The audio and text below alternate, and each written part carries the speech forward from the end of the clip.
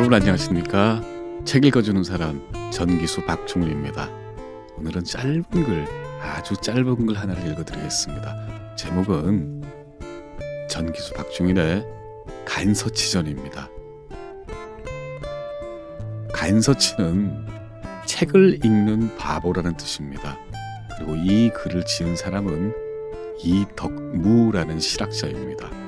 정조 때 활동했던 학자죠. 서얼입니다. 그러니까 첩의 아들입니다.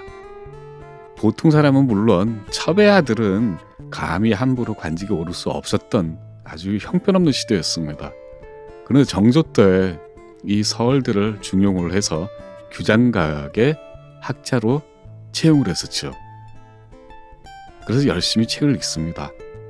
책도 쓰고 글도 쓰고 책이 읽는 것이 좋아서 이렇게 간서치전을 포함한 청장관 전서라는 엄청나게 많은 글을 남깁니다. 그런데 문체반정이라는 말씀 아시죠? 그 문체반정, 그러니까 그 당시 황제국인 청나라에서 유행하는 시중 저작거리에서 떠도는 그 문체를 조선의 학자들이 흉내를 내면서 글을 쓰니까 이를 그 옛날 우아한 고체로 돌리라는 문체를 규제하는 어명을 내린 이후로 이들의 그 학문 활동이 많이 위축이 되죠. 그리고 정조가 이렇게 하루는 이야기를 합니다. 내가 이덕무며 박제가 같은 서자 얼자들을 왜 규장각에 쓰고 있는지 아느냐? 라고 묻고 자기가 자답을 합니다. 이렇게 말을 합니다. 나는 그들을 배우로 기르려는 것이다. 괄호가 들어있습니다. 학자나 관료가 아니라 배우로 기르려는 것이다. 이 사람들을 자기가 능력을 평가해서가 아니라 서자나 얼자도 등용한다는 것을 보여주기 위한 대표적인 상징으로 삼고 있다는 그런 이야기를 한 겁니다. 이 말이 이덕무 귀에 들어갑니다. 본인이 간서치, 책 읽는 바보라고 자평했던 이덕무는 지극히 소심한 사람이어서 몇 달 뒤에 죽습니다. 바로 그 간서치, 책 읽는 바보가 자기가 왜 책 읽는 바보에 불과한지 적어내린 아주 짧은 글입니다. 이 글과 함께 이 간서치 전에 나오는 간서치 이덕무를 생각하는 곡을 하나 지었습니다. 감상해 주시기 바랍니다.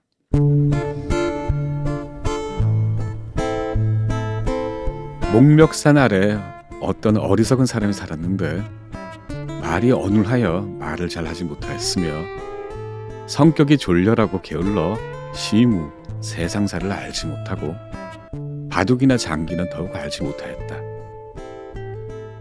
남들이 욕을 하여도 변명하지 않고 칭찬을 하여도 자긍하지 않고 오직 책 보는 것으로 즐거움을 삼아 추위나 더위나 배고픔을 전혀 알지 못하였다.